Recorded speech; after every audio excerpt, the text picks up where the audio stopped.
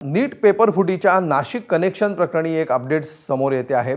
नीट पेपरफूट प्रकरणामध्ये मोठ्या प्रमाणावर आर्थिक देवाणघेवाण झाल्याची माहिती सूत्रांकडून मिळते आहे। संशयित आरोपी शुभम खैरनारनं 10 लाख रुपयांमध्ये प्रश्नपत्रिका विकत घेऊन 15 लाख रुपयांमध्ये विकल्या अशी माहिती सूत्रांकडून मिळते आहे। त्यानंतर प्रश्नपत्रिका इंस्टाग्राम आणि सोशल मीडियावर व्हायरल झाल्याची माहिती आहे।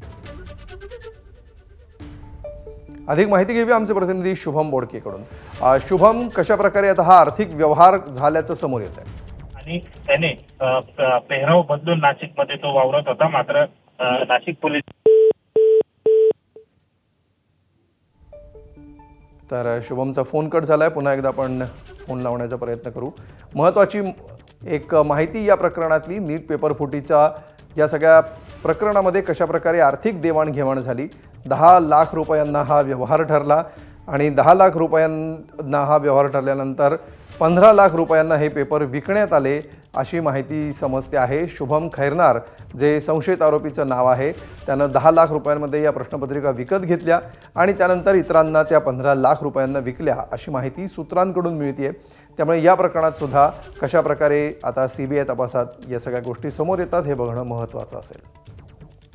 शुभम बोडके आपल्या सोबत आहे। शुभम, कशा प्रकारे या आर्थिक देवाणघेवाणीच्या बातम्या समोर येत आहेत, काय नेमकं कळतं याबाबत? नक्कीच आम्हाला आपण जर बघितलं तर नाशिक पोलिसांनी एकाला अटक केलेली आहे। तो नाशिक मधला मूळ नांदगावचा असल्याची माहिती मिळालेली आहे। मात्र तो सध्या नाशिकच्या पाथर्डी फाटा या ठिकाणी राहत होता आणि त्याला त्या ठिकाणावरूनच खरं तर नाशिकच्या क्राईम ब्रँचने त्याला त्या ठिकाणी ताब्यात घेतलंय आणि त्यानंतर त्याला केंद्रीय तपास यंत्रणेकडे देखील त्याचा ताबा दिला जाणार आहे।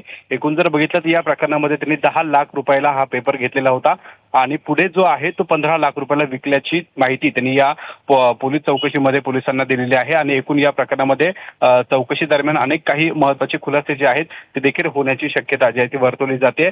एकूण या सगळ्या प्रकरणामध्ये हा शुभम खैरनार जो आहे तो नाशिकमध्ये खरं तर असताना त्यांनी हेअरस्टाईल जी आहे ती बदललेली होती, त्यामुळे त्याला ताब्यात घेण्यासाठी मोठ्या अडचणी खरं तर पोलिसांना येत होत्या।